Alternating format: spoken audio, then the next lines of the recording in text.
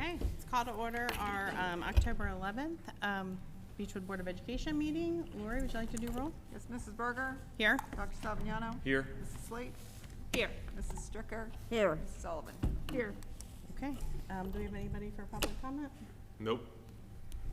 Okay, on to discussion and action agenda. Take a motion to appoint Hotchins Insurance Group as agent of record. I'll go ahead and make the motion for the appointment of Houchins Insurance Group as the agent of record. I'll second. All right, so typically, I think most of our time has been with American Fidelity, but Houchins has produced a much better cost for teachers, staff, for any of the supplemental insurances. So, I mean, if it was a percentage point here or there, you know, we might take a look at it, but, you know, it was up to as much as 50% on the disability insurance.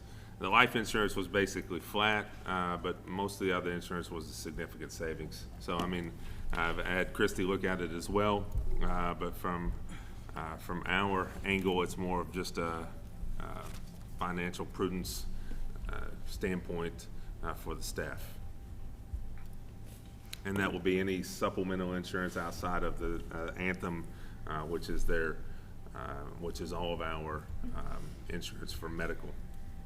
Is this a switch to new, or will they be able to still keep their existing, or is everything going to? They will be able, the two that I have recommended for everyone to take a real close look at is cancer, and some people have Texas whole life from a long-standing, you know, point.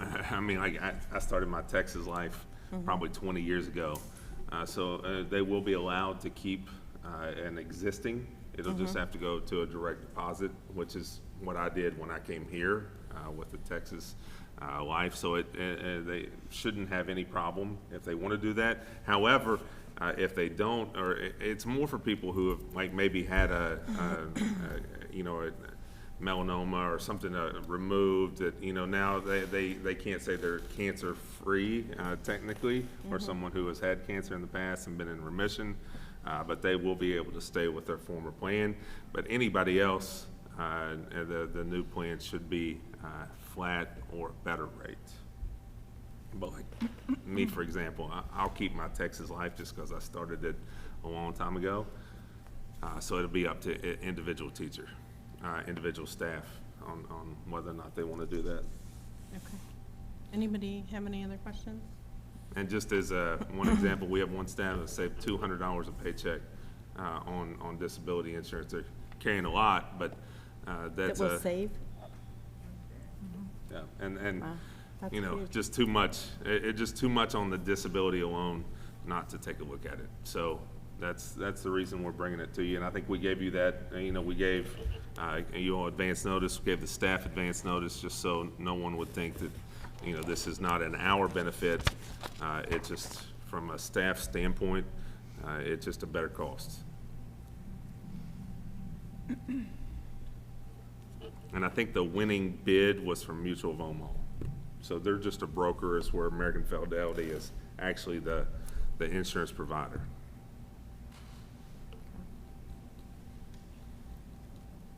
Okay, is everybody ready? Yep. Ready? Okay. Mrs. Berger? Yes. Dr. Savignano? Yes. Mrs. Slate? Yes. Mrs. Stricker? Yes. Mrs. Sullivan? Yes. Okay, motion carries. On to our consent agenda item. We'll take a motion to approve the consent agenda as written. I'll I'll make a move. motion to approve the consent agenda. Second. So first of all, not a very deep agenda tonight, but it's just one of those months. But a couple of things I just want to point out. We do have a couple of odd things. Number one, you have the CATSEC agreement that comes up once a year. That's for Guardian Angel and the state agency students. We do have 2 students that have, based on an ARC meeting, are doing a half day. Remember, you have to officially approve anything that's outside of the full day, but both, I have reviewed both situations. I think they're both meet the criteria for the board, so that is on there. And then there is a very small change order. I think, Brian, what is it, like, the change order, 700? Total $874. Yeah, $874. Keep in mind that that's in that 15,000 back to us, so Yeah. we're still in the good on change orders. Yeah, we're still in the black, but, you know, I know anytime you all see change order, those are Yeah. two bad words, but what happened is they had to change to a different sink in the third floor on the first phase, and that changed the prices just a little bit. Outside of that, everything's pretty much the same. The board usually pays for one trip for the band. They chose to take the charter buses to Toledo, so the Madison Southern and the Lucas Oil and Indy will be on regular busing. Outside of that, everything's basically the same.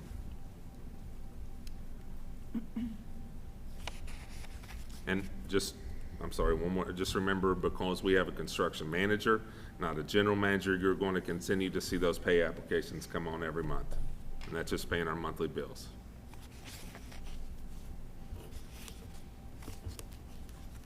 Okay, any other questions? No. Mrs. Berger? Yes. Dr. Savignano? Yes. Mrs. Slate? Yes. Ms. Stricker? Yes. Mrs. Sullivan? Yes. Okay, motion carries. On to superintendent's report. The high school data presentation, or do you want to do finance before that? Let's just do finance before that. Chris, is there anything you want to point out? No, I think, really, we're so early in the year, there's not really a lot of change or anything in the financials of the year over year. The carry looks strong. I mean, you know, I still want to point out that we're still in an odd year. Anything can come about. COVID adds costs just in general. But if everything continues the way the first 3 months of school, then we should be in really good shape moving forward, even with the flat tax increase.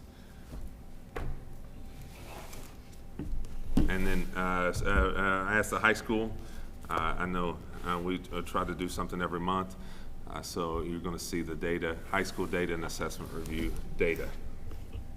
Mr. Kaiser?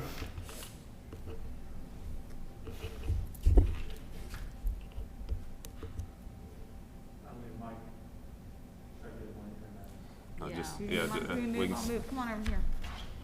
You have to speak to. You just need it for the recording over here.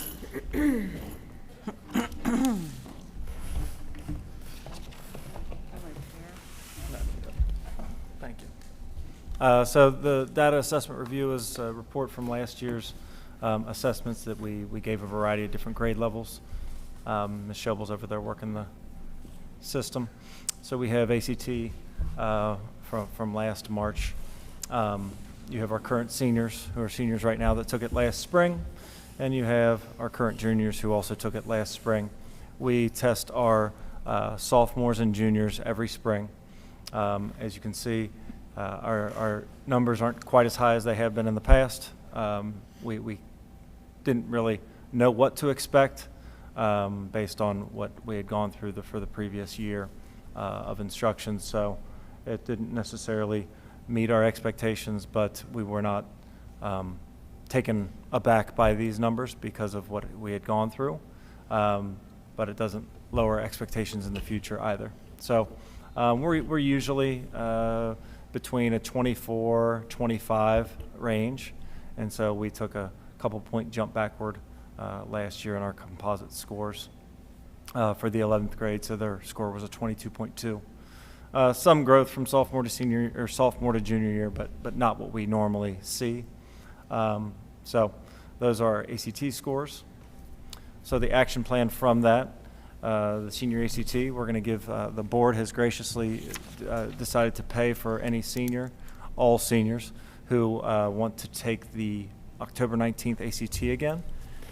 Leading up to that, for our seniors to be able to take it again, we have done a junior-senior class switch, where the juniors are able to go back to, or are able to go to with Ms. Fugit and do some junior level work, but the seniors, for the time leading up to the October 19th test date, they are able to go back to with Ms. Rash and get some ACT, some more intensive ACT prep leading up to that October 19th date, which is next Tuesday.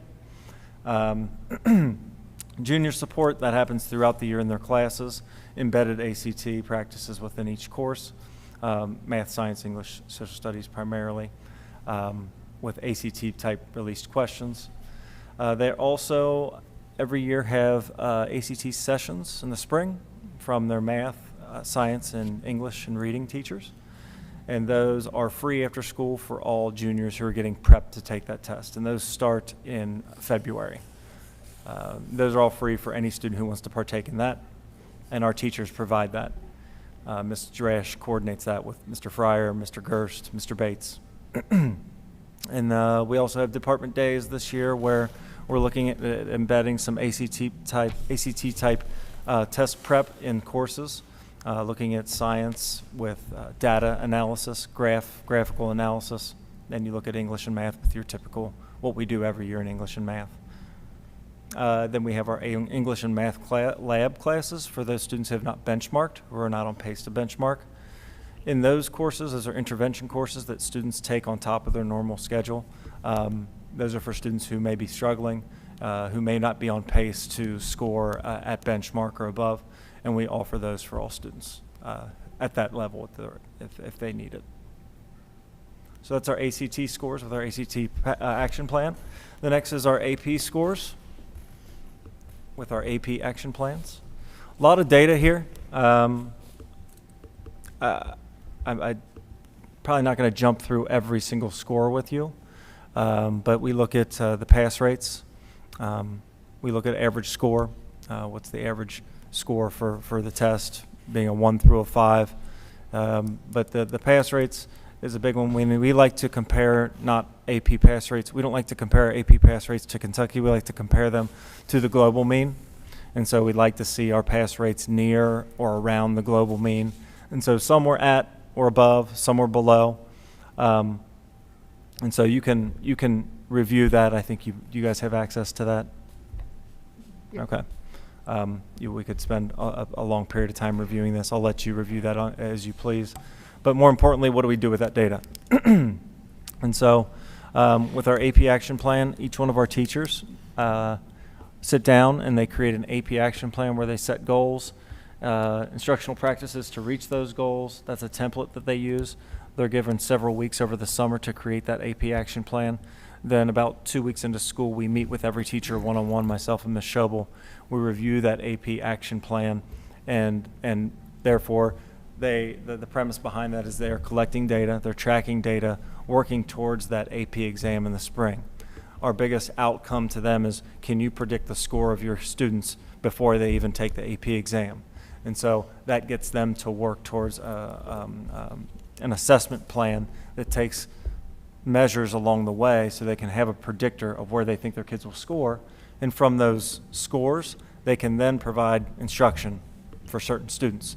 Some students might need some remediation. Some students might need specific instruction on a particular standard or a particular part of the test. Some might be perfectly on pace to get a 3, 4, or 5. So we sit down with those teachers, go through their AP action plans. That's pretty in-depth, and it's an individual base. It's based on the teacher. So we don't do this as a group. We do it teacher by teacher. We also, so those are the first two. We also purchased Albert I.O., SBDM funds. Purchased Albert I.O. It's a AP resource. It has test questions, very quick feedback for teachers and students when they take the assessments that are aligned to AP. We also have AP Classroom, which is free, as provided by the College Board. And so those two resources are used by our teachers. We also have Mr. Forsey, who's kind of taking the lead on the Albert I.O.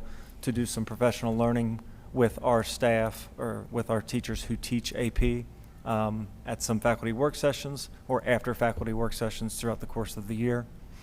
AP trainings, we've had several teachers go and do the week-long APSI, the trainings that occur in the summertime. We've also had teachers, most of our teachers have signed up for the AP workshops that occur in the fall. And then we've even had a few apply to be AP readers, which is a week-long, they're basically test graders.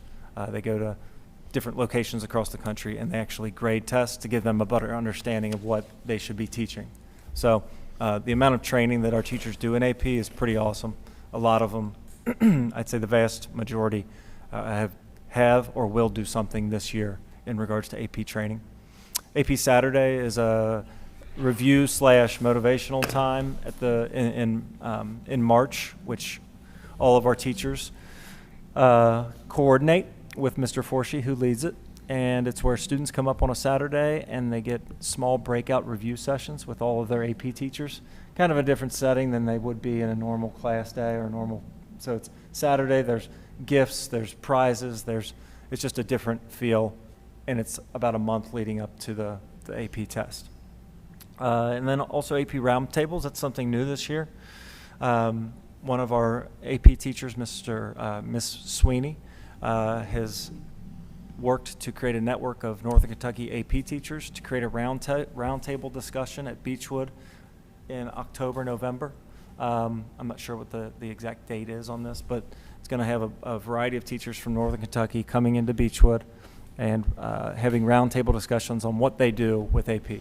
What do they do to improve scores? How do they use their data? So that's coming up, and Ms. Sweeney is heading that with Mr. Brinkman. So that's AP data with the plan. This is K-Prep. K-Prep has a new name this year. I think it's called Kentucky Summative Assessment, but same thing. So the K-Prep, you can see that these numbers were always about 15 to 20 points better than the rest of the state, consistently. Before I got here, since I've been here, we're always about 15 to 20 points better than the state. So the numbers here don't really tell you a very good story. It shows you that Beechwood usually achieves at a higher rate than the rest of the state. But the story is what happened last year versus years past. So on the next, so what that means is PD means percent proficient distinguished. And so if you go back one slide real quick, you'll see novice, apprentice, proficient, distinguished. Proficient distinguished is like where you want your students to be. We want our students to be distinguished, but that's where the marker that the state set is what percentage are proficient distinguished. So if you go to the next one, here's the comparison. The last full normal year we had was 2019. And then you compare that to last year with the mix of types of instruction. That's Beechwood in 2019 versus Beechwood last year. You can see the drop. What I see when I see that, I see the importance of 5-day instruction. I see the importance of being in class 5 days a week for our kids. And so the outliers, you see the writing. Look at 8th writing and you look at 11th writing. You see a dramatic jump. What they went in 2019 is they took the writing, they did the writing on paper pencil. And then last year they did the writing digitally with type, they typed it. And so from a grading standpoint, we're not sure if there was a grading difference or if it just typing was easier. We're not sure. We're interested to see what those numbers look like this year when they do it and they continue that writing piece digitally. But there's been no real feedback from the state on why that has happened. Other than that, you can see that we went down in most. So that's K-Prep, and then here's MAP. MAP scores. MAP is an assessment that we do with our middle grades, our 7th and 8th. We do it with some 9th graders, well, in reading, all 9th graders, but in math, we do it with only 9th graders who are not yet at Algebra 1 or Algebra 1 Honors, because MAP kind of caps out around the end of 8th grade year. All of the elementary uses MAP, so it's a good tool for us to show growth over time, look at students from elementary all the way into 8th grade. So the numbers at the bottom, you see 7th reading at or above the average. 83% of students right now in 7th grade in reading are at or above average. Then you look at 7th grade math, 77% are at or above average. 8th grade reading, so on and so forth. So we will take another MAP test in the winter. We'll take another MAP test in the fall. And our teachers this year will talk about how we'll use this data. K-Prep and MAP. So those are big for our middle grades especially. So what are we going to do to improve scores, analyze scores? Department days. Department days are we have our math department, for example, will leave Beechwood, go off-site, or be up in our teacher's lounge. They'll have a full day of curriculum alignment, planning, looking at gap analysis, looking at the data, what do they need to do in order to plan for the rest of the year. Those occur with every content area. So that's what our departments will be doing, looking at these data. MAP training. Our teachers who give MAP, so our 8th grade teachers, our 7th grade teachers, and some of our 9th grade teachers are going to go to, and they've been to one so far this year, NWEA, that puts together MAP. They're going to go to 3 of those trainings throughout the course of the year to be trained on how to use that data, how to look at the standards within that data to drive their instruction going forward. So they've had one so far this year. They'll have 2 more. Planning period PLCs, our focus this year, these are PLCs, professional learning communities, where our teachers get together, not in the same content area, but as teachers during their planning periods, and we work through best practices. We work through EDGE core concepts, deeper learning, visible learning by Hattie, and we're doing kind of a book study with them this year on what practices impact learning based on some of the research that we've been doing. Personalized learning cohorts. Personalized learning is a cohort. We have the 5 cohorts, each cohort aligned to our goals, district goals. One of those goals being personalized learning. Those cohorts, along with the others, are doing research. They're defining what does personalized learning look like for Beechwood. What does personalized learning look like at other schools? Make that comparison and see, all right, what do we need to implement next year, year 2, and year 3?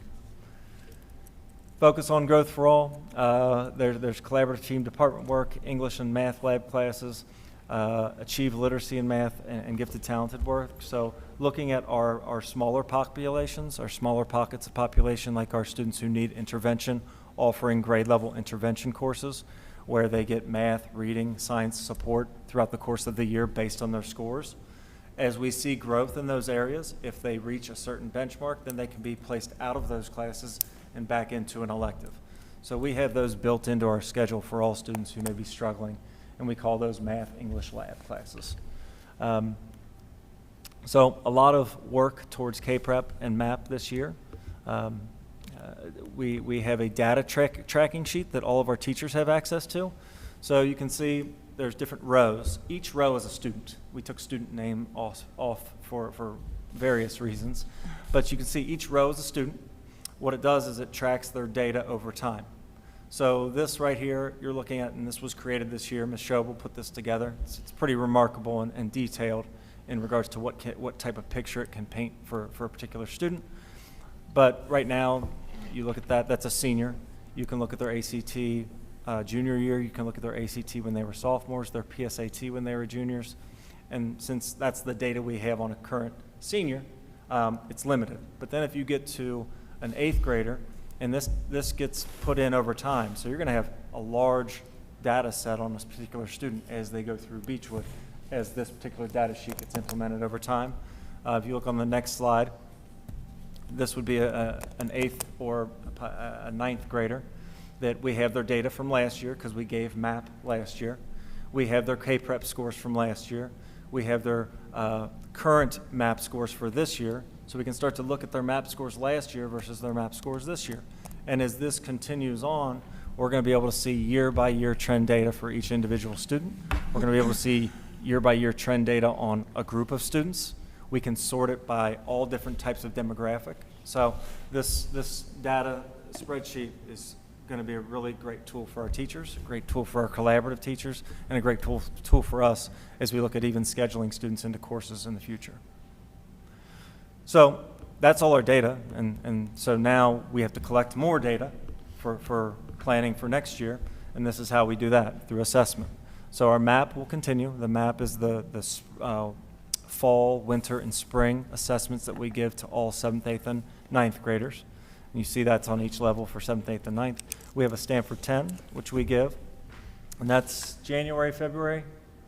January.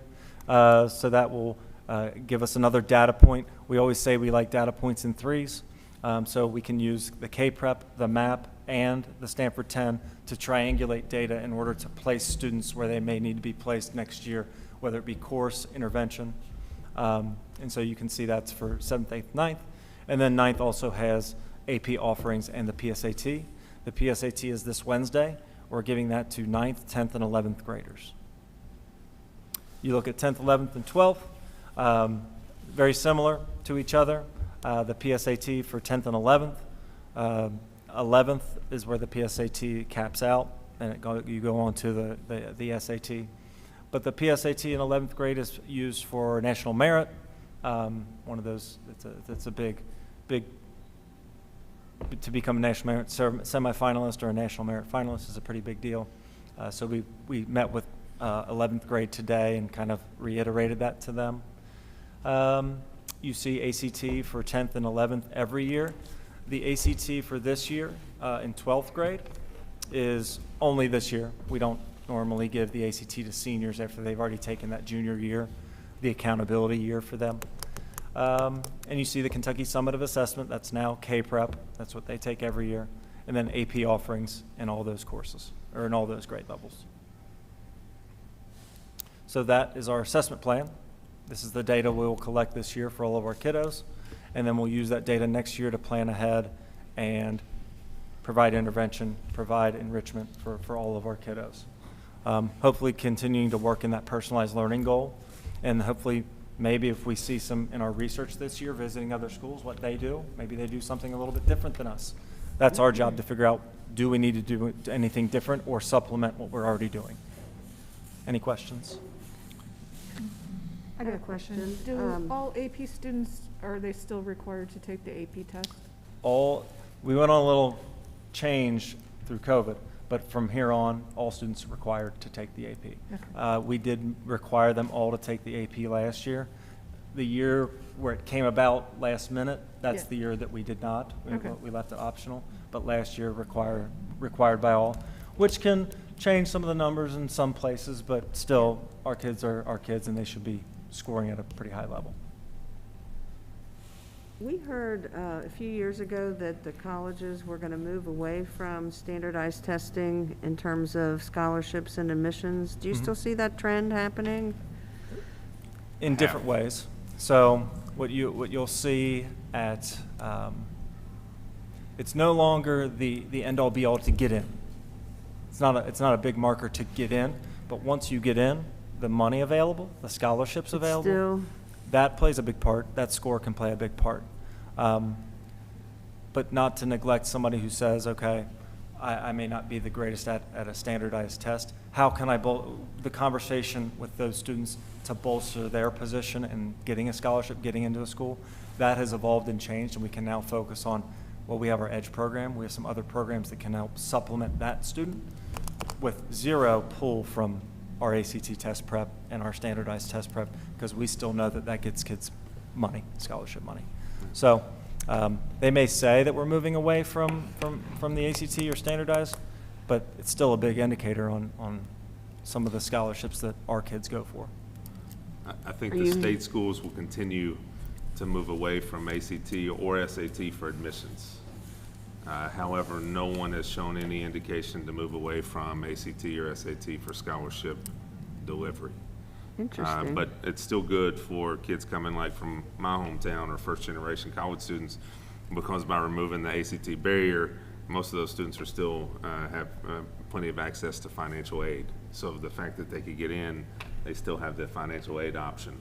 A lot of our kids still need those scores, because they're competing for scholarships. Okay. And that's one of the things that, I'd like to point out. I am pleased that, although I'm not pleased that our ACT average went down, I fully expected that to happen. We can't have kids in the building half the year and maintain the scores that we do in a year where we have, 5 days a week, 100%.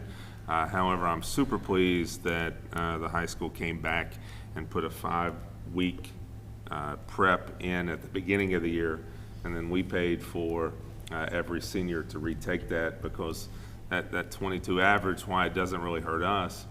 You know, there's students that are 2 or 3 points away from, you know, a full scholarship, at least on the tuition side at Northern, you know, so that's a massive deal for our families and our students.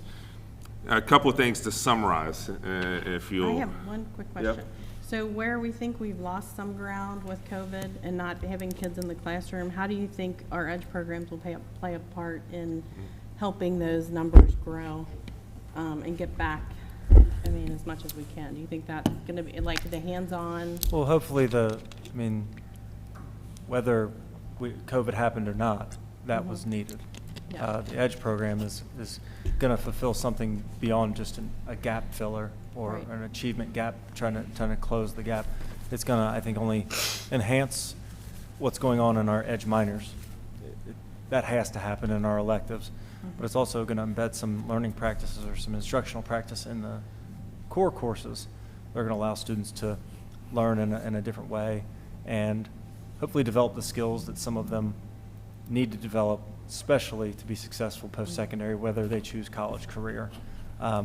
We think those skills are just necessary in general. Now, in regards to achievement, experiential learning as a best practice is I just think. well right, renowned. I agree. Comprehension is the Yeah. hands-on, yeah. The traditional sit and get versus the experiential learning practices. They're two different things.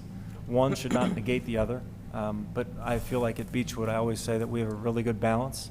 We have some really rigorous old school type classes, and we have some really innovative new school type classes. I don't think one negates the other. I think they can both exist and give kids a varied experience at Beechwood. Hopefully the EDGE program increases the experiential learning that's needed. I think we were heavy on the sit and get traditional. I think a good balance of both is what we see hopefully in the future. Thank you. Just add on to that comment, I do think that the EDGE program has potential to help add to ACT and SAT scores. Because what we are seeing is not just a score by itself get you in to universities like it used to. When I came through, if you had a 30 on the ACT, you know, college come pick you up in a limo. And now a 30 on the ACT by itself just isn't enough to get into, especially out of state or competitive schools. So by developing that extracurricular portfolio through the EDGE program, we do think that will enhance a kid's attractability to a university level. A couple of things that I just want to point out, because I don't want to state the amount of work. So what they basically showed you is a full data system for our high school that encompasses both formative assessment throughout the year, summative assessment, summative normed assessment, and a growth measure. And what they're able to do, you know, Justin's right, we typically score 15 to 20% above the state on any given year. We typically score #1 in the state outside of Gatton and Craft and Manual being a full magnet for Louisville on the ACT. So how do you improve that?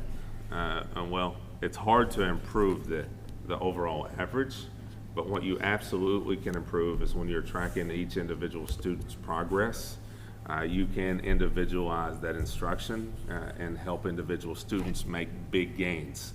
If you don't have a way to track that data, then it all just ends up in a jumbled mess, and even if you're trying to do it, it's really not clear and organized. But by being able to put that into a data system to where they can individually track a student's progress over time, we can tend to show you even when a student's having a bump in the road or when families are having a bump in the road, because we can see small dips and that correlate you know, directly to different things that are happening. We can also see when a student may have taken an assessment sick and give them an opportunity to go back and reassess because it's an outlier. And by being able to do that, I mean, honestly, I know one of the things that you all hit me with, and especially Ron right out of the gate, Mike, we lose some kids, especially through middle school. And with the system that they have placed, which was one of the goals in our first strategic plan, with the system they have in place, and no student should be lost through any portion, K through 12, of Beechwood, because we can track them every step of the way. Another thing that, for the board, that you all have heard a lot about in your trainings is learning loss. I'll say that at Beechwood, we're extremely fortunate. I mean, we're still, if you saw on the data, we're still in every area 80% above average. 80% of our students are average or above on a national normed assessment. I don't think that we have witnessed anything over the last year that is not able to be repaired. I think we will recover completely. What I do want to point out to everybody, especially the board, is that it absolutely, every single indicator that we have, every single one, between MAP, Stanford 10, our Kentucky State Assessment, AP, PISA, ACT, PSAT, every single one of them showed that we had difficulty in comparison to places that were in school 5 days a week, 100% of the time. All right, so regardless of what anybody has said, a hybrid schedule throughout the course of the year does not lead to the same results, at least at Beechwood, of what we tend to see, which is why every recommendation that we make, that we always start by 100%, 5 days a week. That is our absolute goal, because our data showed that's where our students do best. A couple other things, other than the seniors taking the test again on October the 19th, which is a great opportunity for someone to come back and meet that score. I am super, when you look at your sheets, I'm super impressed by the increased offerings in our AP courses. Our AP courses, we are currently offering every single AP course that I did when I was a principal of a school with 2,500 kids. So there's nothing that was offered in my former life that we're aren't offering now, and we're even getting ready to add another one, which is AP Seminar. So that'll be more AP offerings than I had in a former life. Now, where we need to take a step up, we've taken a step up, but we need to take one more step, is the number of students taking and passing an AP exam. And that is why I'm really pleased that they put in the AP action plans and the AP roundtables, because there are two different skills to teaching the AP course. One's getting through the content, and one's preparing students to be able to pass the exam. All right, to teachers, sometimes we get so focused on getting through the content that we forget there's another skill to actually passing the exam. And I do like how those AP action plans come back and have a conversation on what the teacher is going to do to put into place to help support both of those goals. And I can tell you, from the first time I taught AP European to the second time I taught AP European, there were some things that I didn't do moving towards the test that I was able to come back and correct the second time.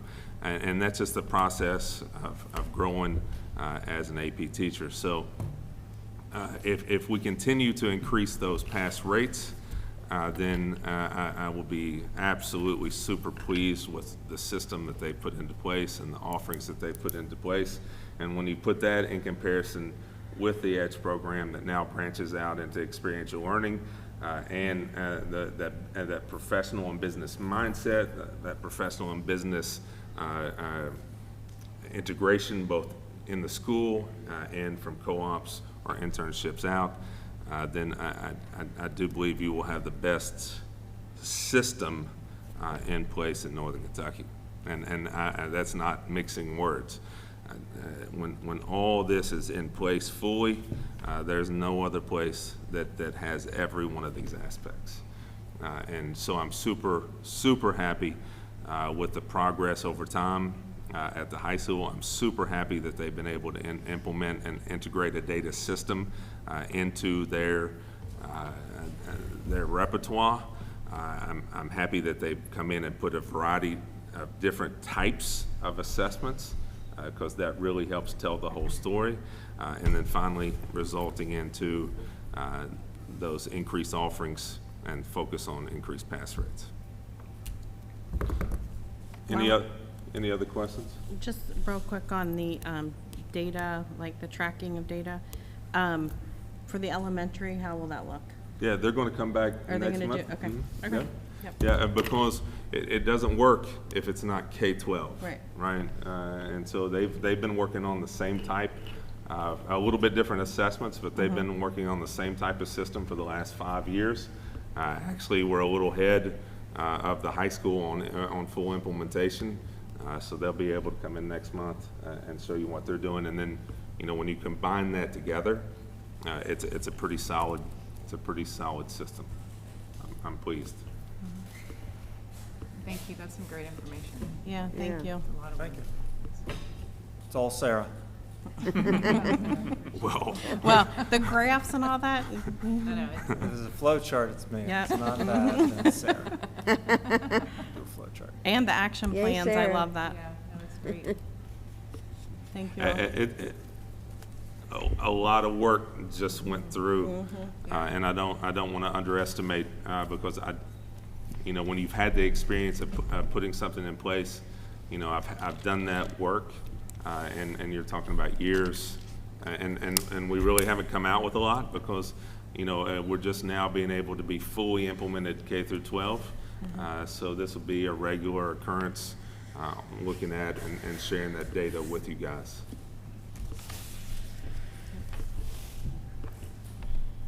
And it's not too much, it's all like in a condensed, so I like it. Thank It's you. manageable, Yes. I hope. It is. Very nice. Okay. Anybody have any other questions? No. Great I know job. they want to get out of here so they can go. Yeah, you go read on the Tigers. Yeah, I know. 7 o'clock, is that? Yeah, if I Okay. leave now, I'll be there right on time. Yep. Okay, thank you guys. Thank Yeah, you. you're welcome. Thank you, Sarah. Thank you. Okay. I lost my meetings, sorry. Are we on the agenda? Most of them make the agenda. After Want me the, to make it? yeah, hold on. Okay. Yeah, we're on the agenda. Okay, we'll take a motion to make the agenda part of the official board minutes. I'll move to make the agenda part of the official board minutes. I'll second. Mrs. Berger? Yes. Dr. Salviano? Yes. Mrs. Slate? Yes. Mrs. Stricker? Yes. Mrs. Sullivan? Yes. Okay, motion carries. Any other business, new business? Anybody have anything new? I have one question. And just, you know, we had talked about maybe exploring, looking at a small benefit on the switch for insurance groups. Would it be okay for you guys, for me to poll the staff and kind of see what area or if they would be interested in that? I know I had initially talked to some of you about maybe paying half of dental. You know, that's a relatively decent cost. I mean, you know, a manageable cost for you guys, but it's something that most of our staff takes. So it, you know, kind of be a, you know, a potential win-win, but we don't want to just be in that one area. We'd like to explore with the staff, you know, and look at what's the most taken benefit, and look at, you know, what that would be. So is that acceptable that I'll look at that? Absolutely. It would be under the cost of what, you know, we typically allow me to do, so if that's okay, Christine, I'll do some exploration, and I can keep you up to date on what we decide. Okay. Sounds good. Okay. Anybody have anything else? Soccer, Dixie girls tonight, boys, Dixie Tomorrow. Tomorrow night. Okay. Varsity game just got switched to yes. Thursday. What, varsity for, Varsity football game Football just got got switched switched to from Varsity Friday to football got Thursday. moved to Thursday due to lack of officials. It's an away game. It's a rash away game. problem. Oh, They've canceled NKYFL games because they don't have referees. They have, they're down to 82 Talk now. about a They had thankless job. 120-something last year. oh, It's almost been. yeah. oh, I'm sure there's nobody complaining at those games. Right. I think it's across the board, every sport, Yeah. everything, so. Okay, anything else? All All right, sounds like we've got a lot of sports and extracurricular. What's going on with band? Did they go away last weekend? Not, a band had camp last weekend, so they'll go away this coming weekend. Okay. You went to Toledo the week before, though. Yeah, that's what I'm thinking of. Yeah, And they we- did- Yeah, and how did they do? They They did got well, 12. I thought I saw. They got second, they got second in, they In got. their class, In their right? class. And then they got 12th overall, and there was Yeah. about 20 bands there, so Good. it's good. We Well, were you by know, they far were the out a year. smallest band I mean, at, so- at that time. And they were out a year. Huh? I mean, they didn't, well, I mean, they did what they You know could who we last year. compete But Yeah. against in that program, the BOA, we're in the same place as Bourbon County, which is ridiculous. Oh, that is odd. Yeah. Yeah. I mean, it's crazy. I just like, Yeah, when you go to BOA, that's one thing, Well, that's a big deal. yeah. that's a whole different level. yes. I think there's 2 times that we have competed on that level. Was it 17, and then, what was it, 10 that we won? Yeah, and we got a runner-up in 17 and won it in 10. Okay, anything else? Last call? No, ma'am. Okay, all right. Take a motion to adjourn. I'll make a motion to adjourn. I'll second. All right, just enough time to make it to Dixie. Mhm.